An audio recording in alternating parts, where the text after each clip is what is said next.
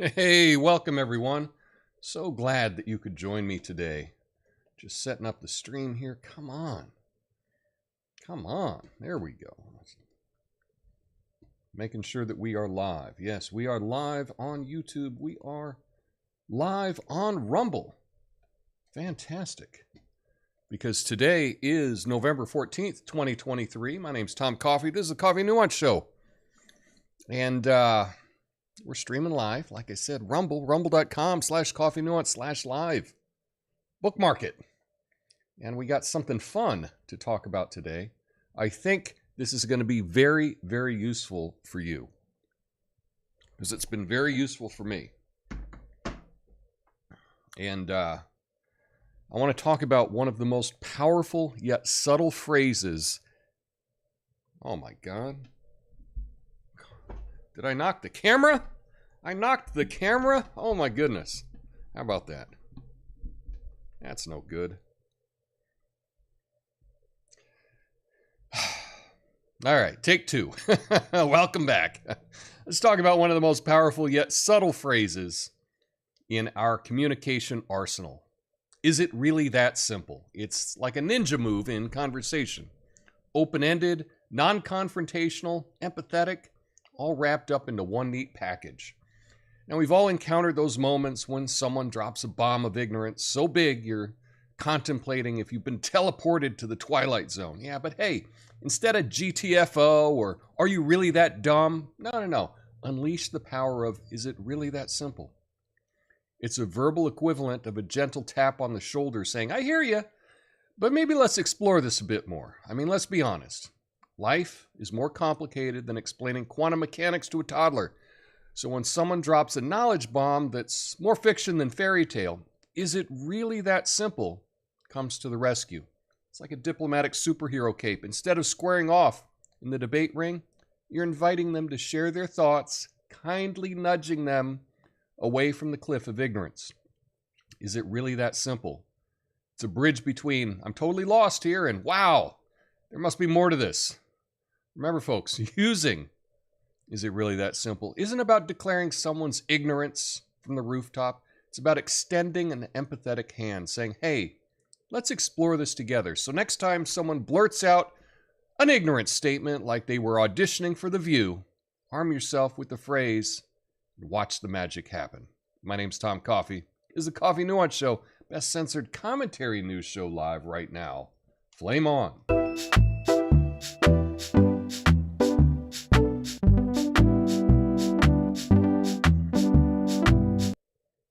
And I'd like to thank the handful of people that are watching today. My goodness. This is a phrase that is a twist on something that I've heard a lot. And I find it really confrontational when you try to explain something to someone and then they say, it's got to be more complicated than that. I'm like, yeah, I know. I'm just trying to explain it.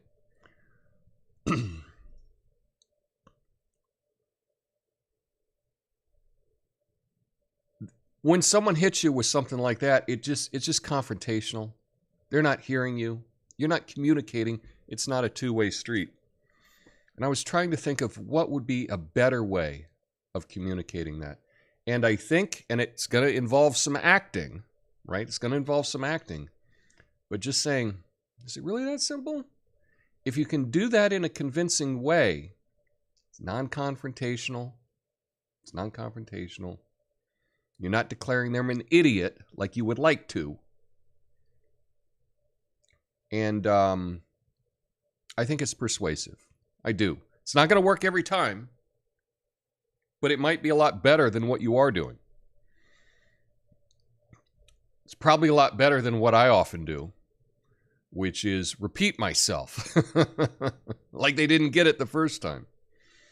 So often I will hear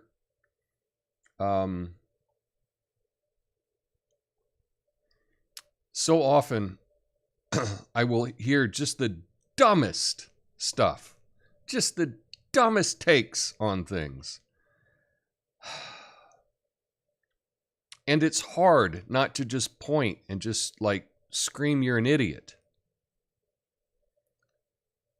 That's not going to convince the dummy how dumb they are, right?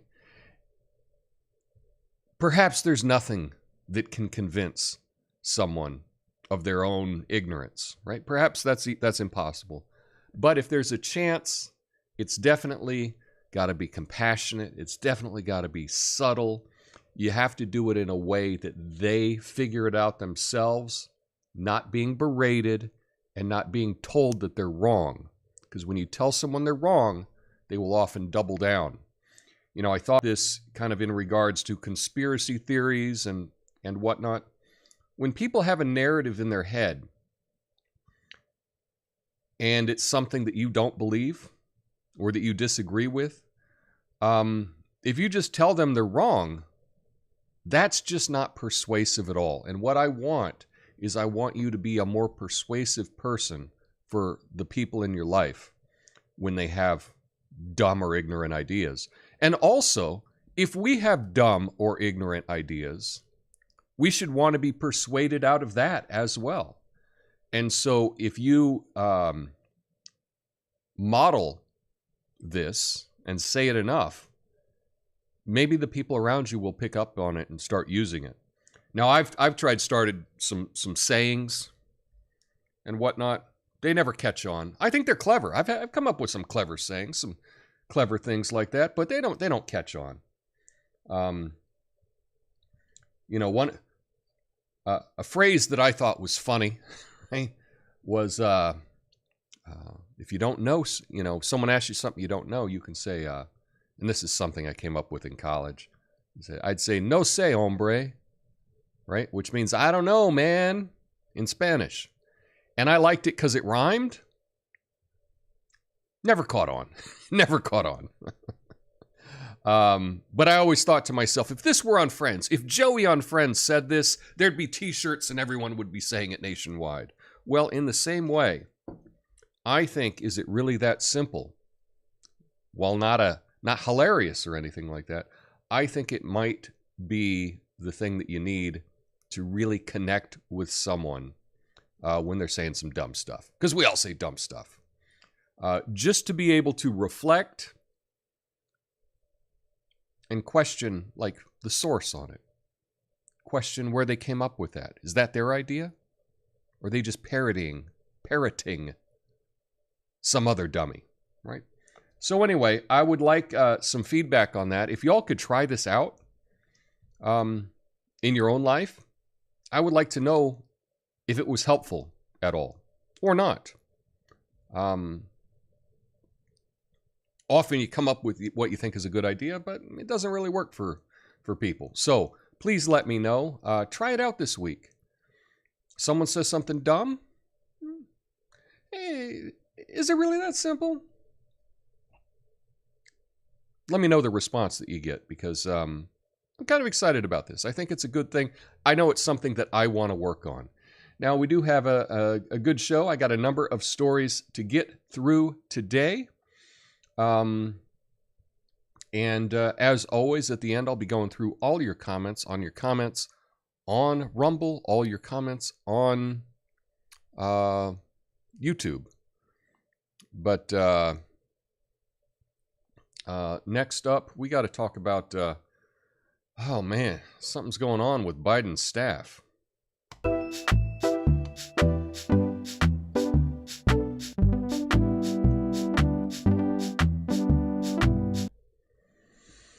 Okay, well, do me a favor. If you are on the X platform, I have just posted. What do you want to call it? This video, and if you can just go hit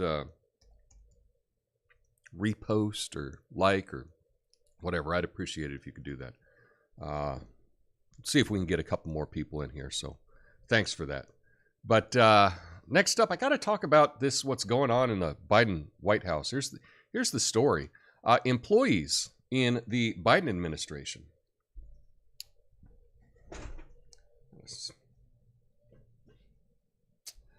are calling for immediate action to stop the Israel-Hamas conflict. Over 400 workers want President Biden to push for a ceasefire, citing concerns for civilians.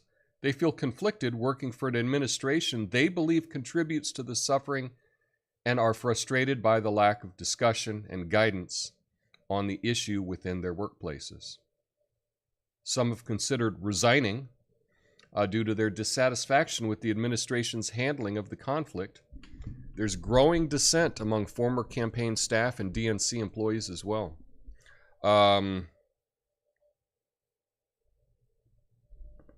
Is it really that simple? I don't know. I often try to I don't know. This Middle East thing is tough to even talk about. It's so politically charged, and all I see are a bunch of dumb takes. So often I just want to keep my dumb take to myself, but encourage other people to examine their own dumb take on this.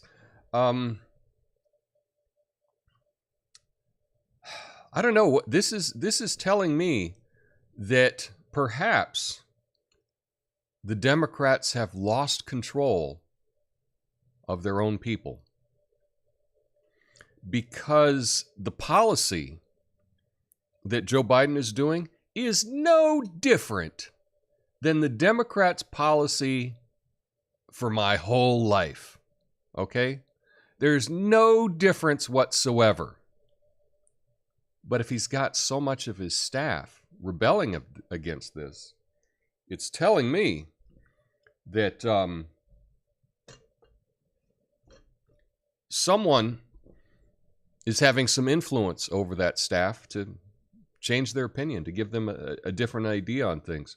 Because let's admit it, most people don't come up with these ideas themselves, right? They're persuaded by someone else.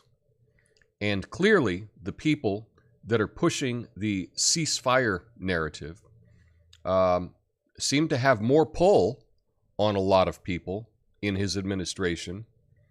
And I'm not saying that that's a good or a bad thing. I'm putting no judgment on that whatsoever. But it is different than Democrat policy my entire life. So where's that coming from? Where's that coming from? That's something to think about.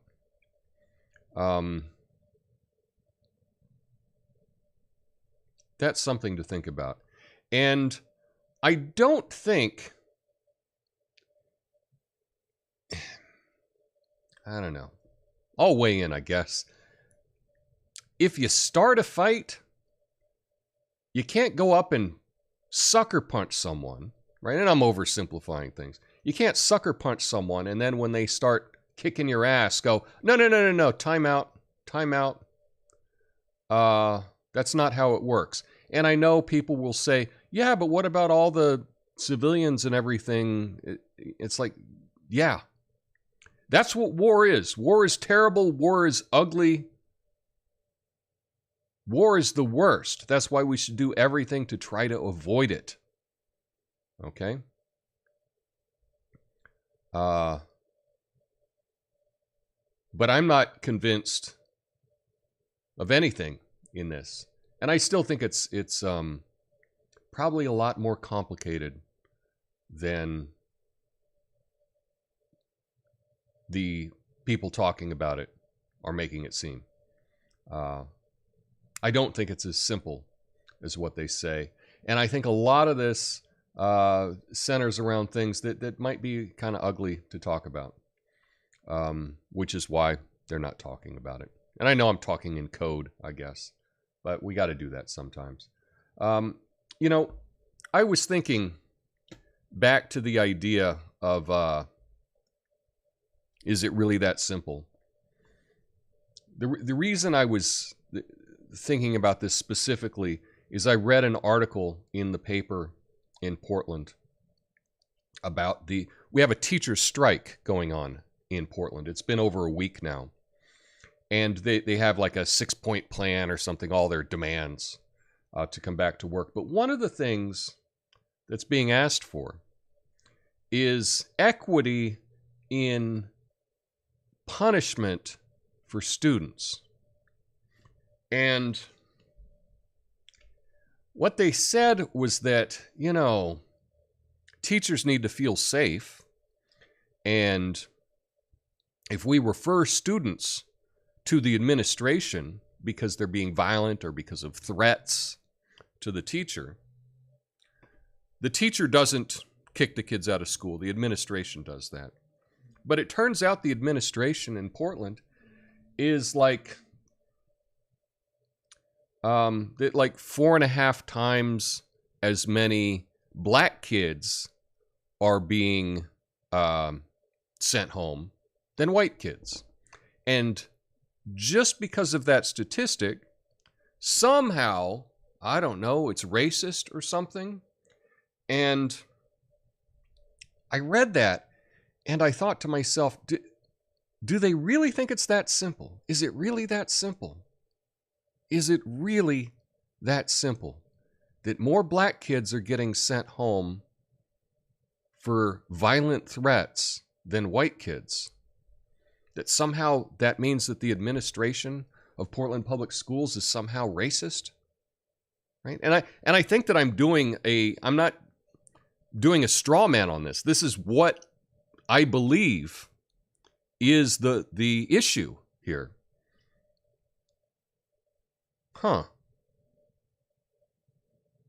It's that simple. More black kids got sent home than white kids, so therefore the administration was racist. If someone were to say this to me, I would think, how can I respond to something this stupid, right? And that was when I came up with the idea. Is it really that simple? Is it really that simple? Because I looked in the analysis of it, and it was only by race. I suspect that probably more boys were suspended from school than girls. But I guess that's not sexist. We don't have equal numbers of boys and girls being suspended. So therefore, I guess the administration is sexist, right? You think about, in the United States, over 90% of people in federal prison, right, in state and federal prison, are men. Can we conclude that the justice system and the policing is sexist against men? Is that the conclusion that you would draw? Really? Really? I think these things are probably a little bit more complex than that. And that's why I think going back to the question, is it really that simple, is a good question to ask. But next up, we got an update of this big fire in LA.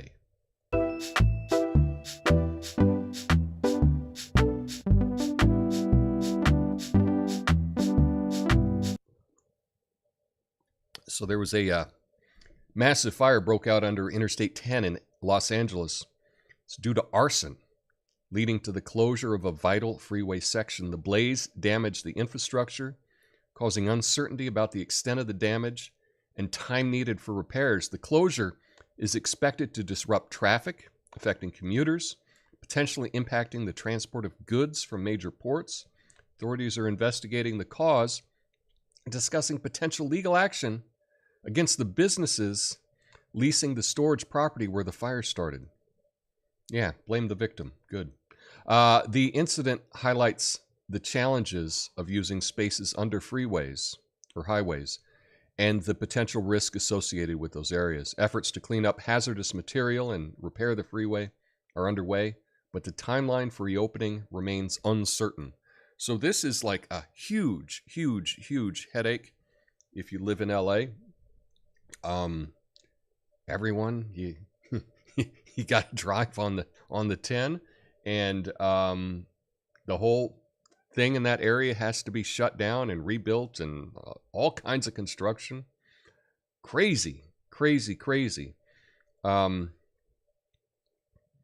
It is interesting, though, that the blame is to the business that was there, not the person that actually started the fire, right?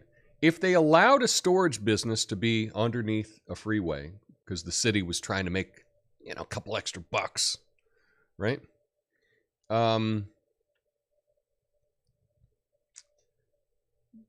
city let them use that property, right? And if there was arson or whatever, who's to blame, right? I don't know. Probably the arsonist. That's what I would say. And you might think, Tom, is it really that simple? No, it's probably more complex than that. I agree. But it is something to really think about. We have this vital infrastructure. And, if this may become a wave of the future, especially, the way this is being covered in the media, might be giving a lot of people ideas. Hey, you want to shut down a city? Oh, you want to protest the car or something, right? Oh man, we don't like cars because they pollute. They're bad for the environment, et cetera, et cetera. I know. Let's wreck the freeway and then people can't drive their cars there. It's a possibility. It is a possibility for that. But I tell you what, and this all gets back to regulation and how fast things can be done and all of that. Quick little story. When I was in Mexico City last year, they retard the street that I was staying on overnight. And I was like, what? How can they do this? How can they do road construction overnight? And I asked the guy that had the Airbnb, and he said, oh, they do it overnight. That way it won't affect people during the day going to work. And that way there's not endless construction. He said, it's only one night. You suffer one night and you get a whole year of not having to deal with closed down roads. It's a pretty good trade-off. That's a pretty good trade-off. I'd kind of like that here. If they could just do all the road construction at night when most people are not using the road, they could probably get more done, probably be safer. And if it was near you, you'd only have to deal with it one day a year. I don't know. It's probably not that simple, right? But it is something else to think about. Anyway, next up, we got some real obvious news.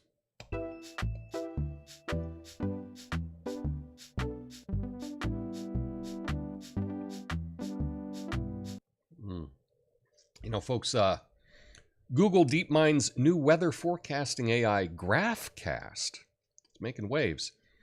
It's like having that friend who always knows what to wear on any occasion. Hey, GraphCast, is today a jacket day or a Hawaiian shirt day? So here's the story. Google DeepMind unveiled GraphCast, a novel weather forecasting AI model that relies heavily on historical data and machine learning techniques. Departing from the complex numerical weather prediction approach, GraphCast emphasizes past weather patterns to make predictions, showcasing superior accuracy over traditional systems in 90% of cases, even for extreme weather events like tropical cyclones. The model's simplicity in computations and its ability to offer 10-day forecasts faster and more efficiently makes it a potential complement, not replacement, to existing meteorological methods, according to the study authors. So you're telling me that if you can crunch the numbers and, put in all the data ever, that somehow you can do slightly better? Of course. Of course you can. One of the things that I learned, I actually took a class in forecasting. And forecasting is not necessarily just for weather, but it's forecasting as a science. So you can do forecasting for, businesses, sales projections, things like that. You can forecast all these things, and there's a science to it. It's a math to it. One of the things I learned, though, in weather predictions is that beyond 3 days is kind of BS. Really is. The greatest part of a prediction for the weather is, what was it yesterday? That's like 70% of the calculation. What was it yesterday? And so if you watch a local forecast or you see a 10-day forecast, take a screenshot of a 10-day forecast and do that for a week, and you will notice that they update it every day. And then when you get to that 10th day, their prediction the day before could be vastly different than what they did 10 days prior. It's a real trick that they do to make you think that they're really that accurate. Because often when you're judging how good a forecast is, they said, well, they said tomorrow would be 72 when it was 74, so that was pretty good, right? Look at the 10-day forecast and compare it to the updated forecast 9 days from now. It's going to be different. It's always going to be different. And it's pretty misleading, but it is a way to kind of give this grand authority that they really know what they're talking about. They don't. They don't. But yeah, of course, I would expect most industries to start using AI, and they might be able to make more accurate predictions because they might have more data to crunch. Yeah, of course.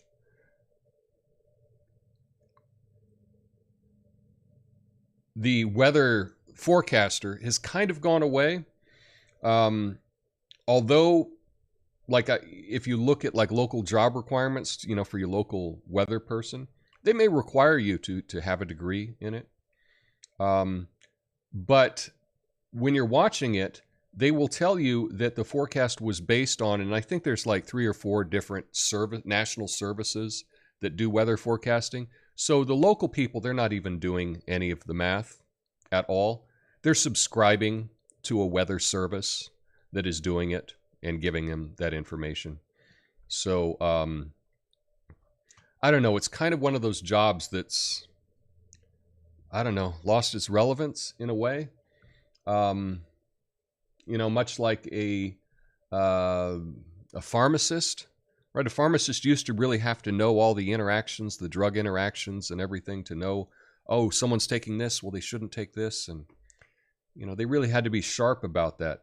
And now it's all done with computers and algorithms and programs. And basically they're just counting pills. Sorry, but that's kind of what it looks like.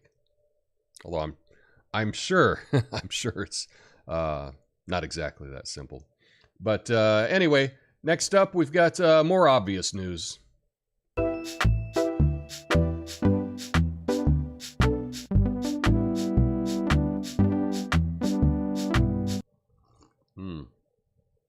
Well, taller cars and trucks are more dangerous, yeah. Have you heard about these bigger American cars? They're like monster trucks of the road, but apparently they're a real hit with pedestrians. But larger American vehicles, especially those with front ends, with higher front ends, are causing 45% increase in pedestrian fatalities. The rise in deaths, now at 40-year high, is linked to the size and design of these vehicles, leading to more severe injuries in pedestrian crashes.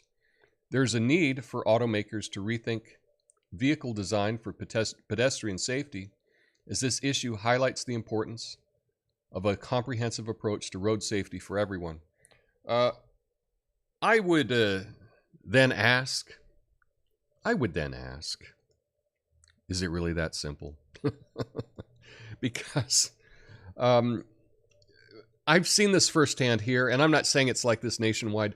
Obviously, if you have a bigger car and you hit someone, you may be, that person would be more likely to be killed, right?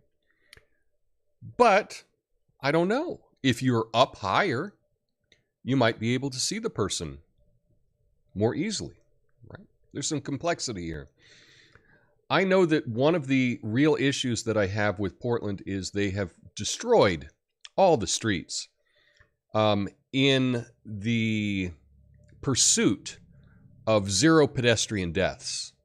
So they've put in all kinds of things. They call them wigwags here, where it's like literally like every 30, 40 yards, there's a crosswalk that's put in with these lights. So pedestrian can signal it and the lights will come and, flashing lights so that they can cross at the crosswalk. The issue is, and I've looked into this, almost all, right? Not all, right? But the overwhelming majority of pedestrians that have been killed in the city have been homeless people, often high on drugs. And they're walking around wearing black late at night, wandering, not crossing at crosswalks. And what do you expect? What do you expect? Now, perhaps if someone's driving a bigger car and they hit somebody that's wearing all black wandering around in the middle of the street high, probably a higher likelihood that those people are going to die, right? Than if they were, I don't know, driving an old Carmen Ghia or something, right? Yeah, of course. Is it the big grill? Is it the high, the big car?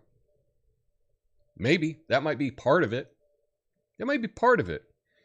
But I think if we don't separate these things out as to, let's say, regular citizens or your average citizen and, people that are not in the crosswalk, wearing black, drunk or high, these are totally separate issues. And if the death rate is going up,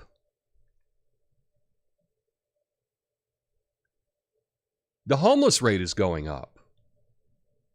The number of people on the street is going up. Well, if there's more people sleeping on sidewalks, right?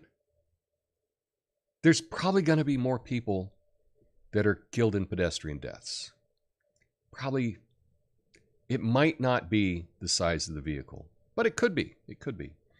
I do have, if I could run the world, oh man, if I could run the country, boy, we'd be in for a treat. My question is why do all streets kind of have to be the same? Why do all big streets have to be the same? We're in a big city here in Portland. I moved here over 20 years ago. They had something called the 40-mile loop, which was a bicycle route around the city, around the outside of the city, that was 40 miles. It was not finished when I moved here, 2002. But it was almost going to be finished. And probably 3/4 of it is protected bike lanes, right? Nice and safe for everyone. But 1/4 of it, you're on the road next to vehicles driving 50 miles an hour, and they've got a little striped line to protect you. It's been over 20 years. They haven't finished it.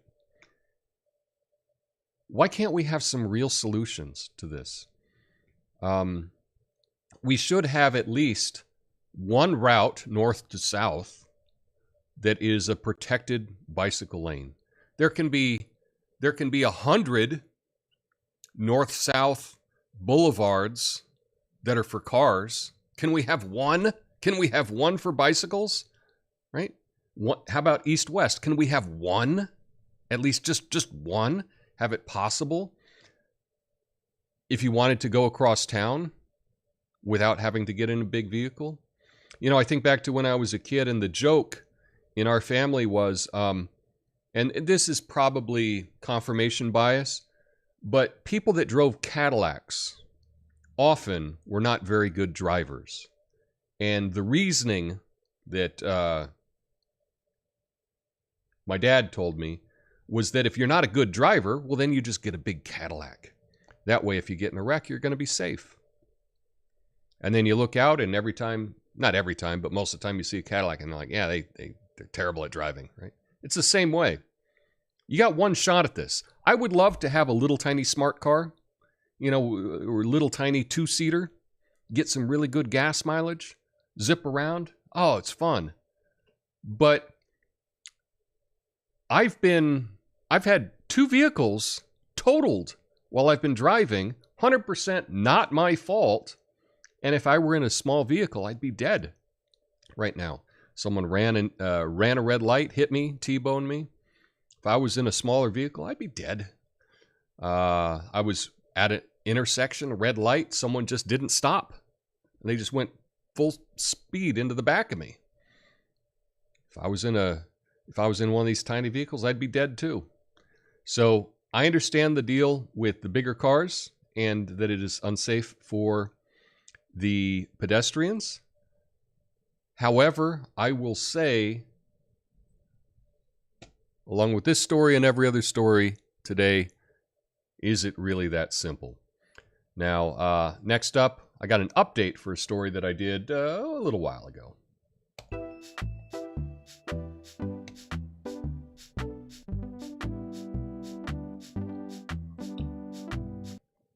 You know, folks, Warner Brothers reversed their decision on Coyote versus Acme.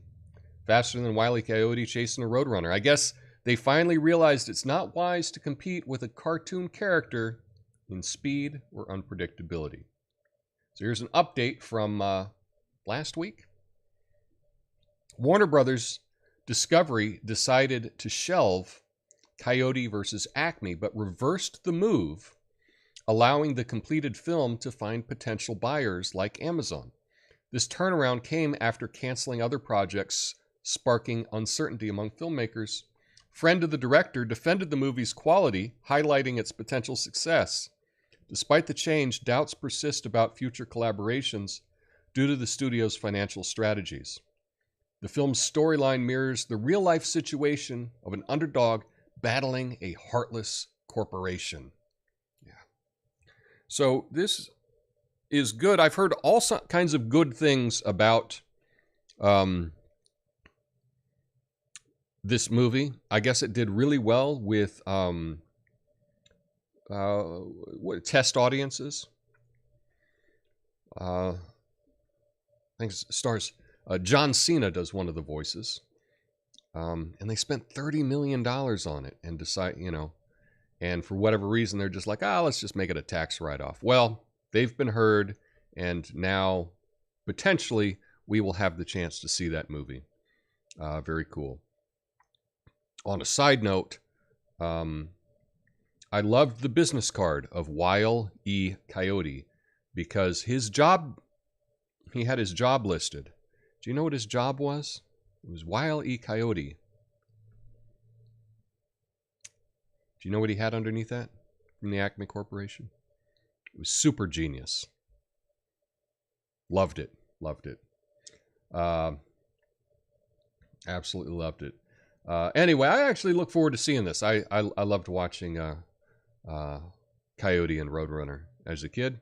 So I would actually probably check this out. I don't watch cartoons, really, but this one I might be interested in. Anyway, we got to have some good news, so let's get to the good news of the day.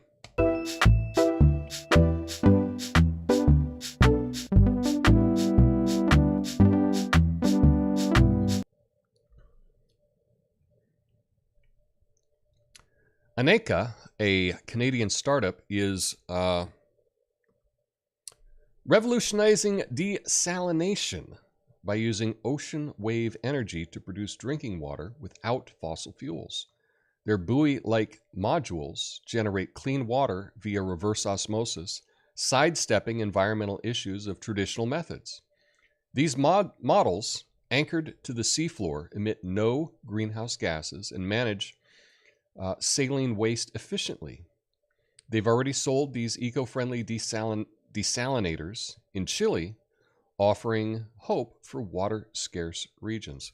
I think this is really cool. We've heard for the longest time that one of the biggest problems with water, droughts, and all this, it's like, well, we got the oceans. Why can't we use the ocean water? It's like, because it's got all that salt. We got to do something about that salt. But if they've come up with a way to use the wave energy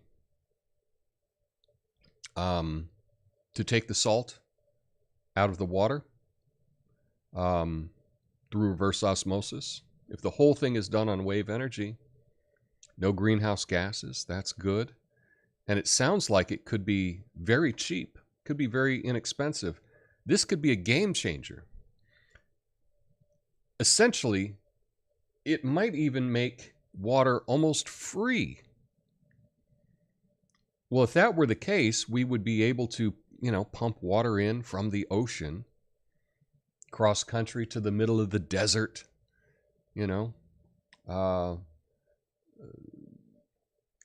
we could change the desert. We could turn the desert into a rainforest, perhaps.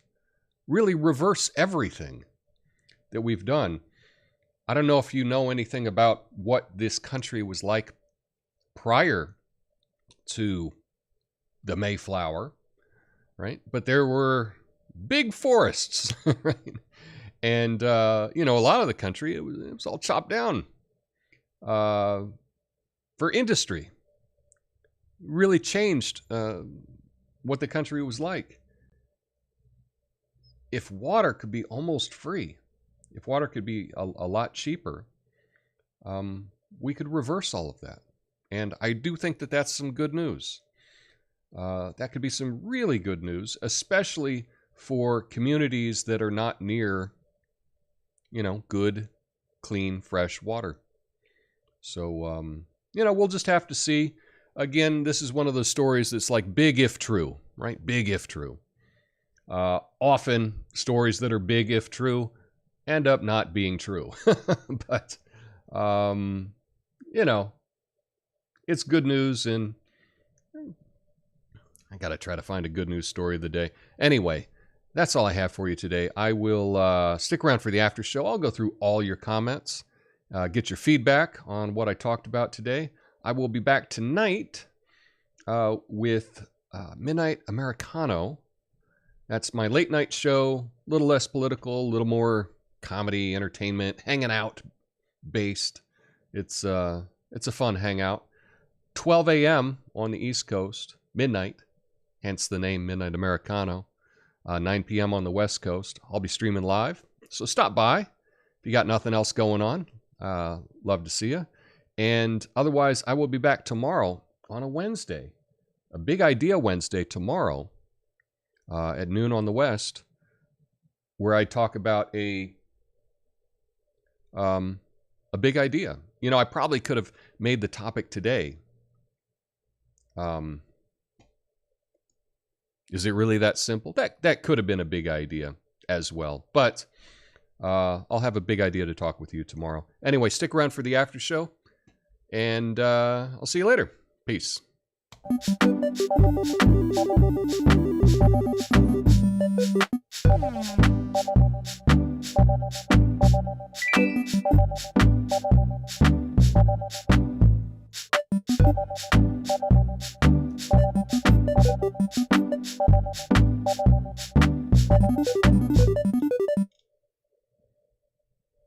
Hey, thanks for sticking around, y'all.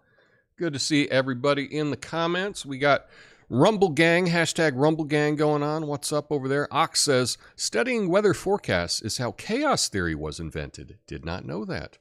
There are good Veritasium videos, that's the name of the channel, that explains why it is difficult to get precise. Well, the thing is about the precision on weather forecasting, it really is how far out are you?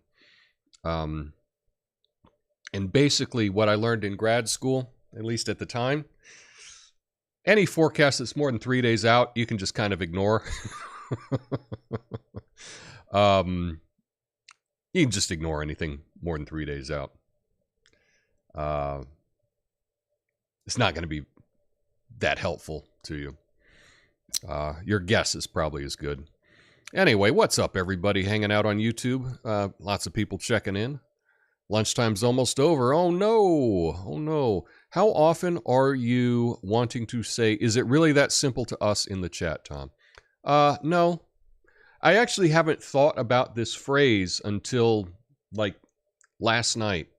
The phrase came about, like I said, I was reading this article on the Portland teacher strike. But it was something that my dad often says to me. I'll say something and he will always say, you know, it's not that simple. You know, it's more complex than that. And I would always get defensive about that because I would be like, yeah, I know that. I'm trying, you know, if I go into too much complexity, then you tell me that I go on and on and on and on. So I'm trying to simplify it. But that's just for me. But when I hear these really dumb, simple explanations for things, and I thought, what would be the most persuasive thing that I could say in that case? And that's what I came up with. But if you have a better phrase, and try this out over the next week, but if you have a better phrase, let me know. Because I'm all about trying to be more persuasive, trying to connect with people more, and to being able to help people recognize a better way of thinking about things. So I'm open. I'm open to better ideas on this. But I just thought I'd throw it out and see what your feedback was. I grew up listening to Spanish, and I'll try no sé, hombre. Well, good. Yeah, it should have caught on. I really think if Joey from Friends said it, right, everybody would be saying it now. There'd be T-shirts and all kinds of stuff. There were a number of phrases that I tried to push on my group of friends, and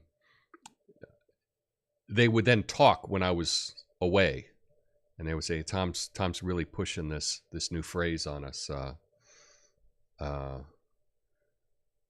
You know, and then next time I would use it, they would all laugh and say, "Yeah, it's not going to catch on, Tom. It's not going to catch on, Tom." But I think that was them having fun as well. Are facts racist, or is the interpretation of said facts? Well, facts are facts. Facts are facts. You know, if you're breaking down how kids do and kids that are in trouble in schools and you know, there could be something that, look, we all react differently to threats. Okay? And as an example, if I'm walking down the street and there's some, 100-pound girl wearing gym clothes walking toward me, I'm not that threatened. And she could say something that could be really confrontational, but I'm still not really that threatened by it. However, if there's someone walking down the street that is 6 foot, wearing a hoodie, 200 pounds, I'm gonna be a little bit more threatened. And am I somehow being sizist against them? Right? No. So might some teachers have something in them that they might feel more threatened by a black student than a white student? Maybe. Perhaps. Right? Perhaps. But we need to respect how people feel. If you feel threatened, no student should be threatening to a teacher. Here's a real story, real anecdote, and I know you can't take much from anecdotes, but I know a teacher here in the Portland area. This is what they told me. There was a student. They were in the hallway doing hall monitor stuff or something, and the student walked by, yelled at them, gave them the double bird. This teacher went to the principal and said, hey, this is unacceptable behavior. You got to do something about it. And was told by the principal that they weren't going to do anything because flipping off a teacher, talking back to a teacher, is more acceptable in the black community. And this teacher is not being inclusive or is not being as accepting of different ways of thinking. Yeah, this actually happened right here. I don't think that helps anyone. It doesn't help anyone, that kind of thought that, and I don't believe it either. I don't believe it either.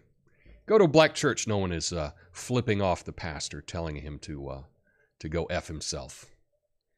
That's unacceptable behavior in all communities. But you get to the city, which is the least diverse, right? Portland is the least diverse city in the country.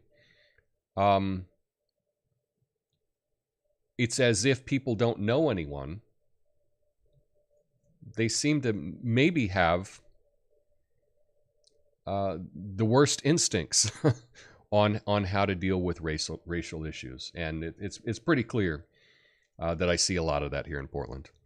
Arson, you meant we can't blame global warming for this one? Yeah, I know. Could have been global warming that caused the fire under the bridge. I don't know. Dorothy and I are tuning out. Gonna play Skip-Bo now. Cheers. Well, have fun playing Skip-Bo. Nice. Tom, I'd like to know how it is my weather app can tell me the exact time a drop of rain is going to hit the ground and go out there and test it and be damned if it doesn't hit right at that time. Well, the thing with these predictions, right? They're more and more accurate the closer they are to coming true. So I'm going to totally exaggerate this, okay? But if it is 64 degrees right now, I'm going to predict the temperature 1 minute from now. It's going to be 64 degrees. Holy cow, I'm exactly right. So, when it comes to exactly when the rain is going to hit the ground, the thing is that these are different predictions, okay?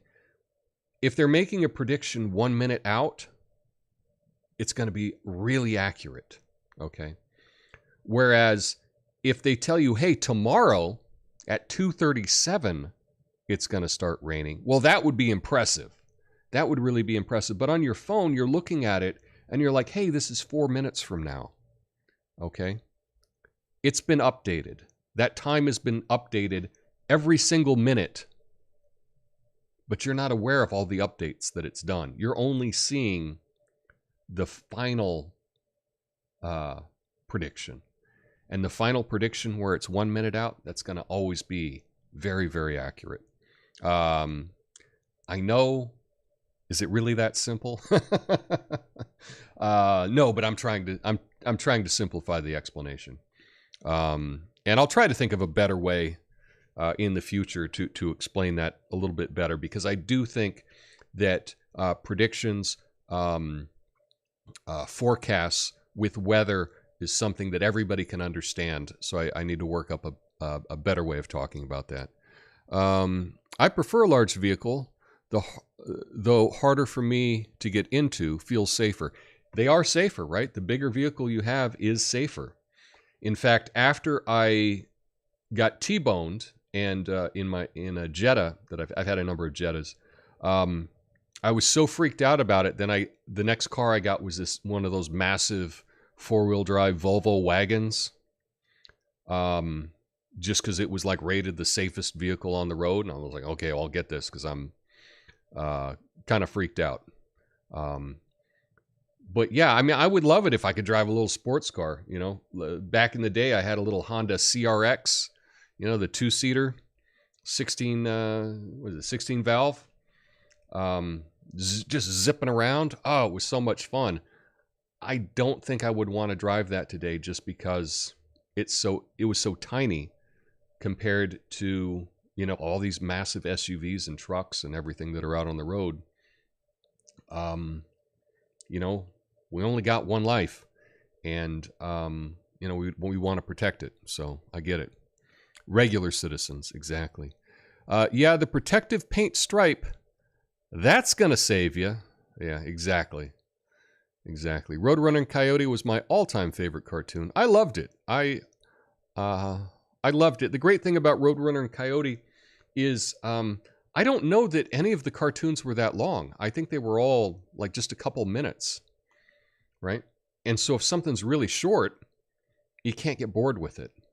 You know, you can't, you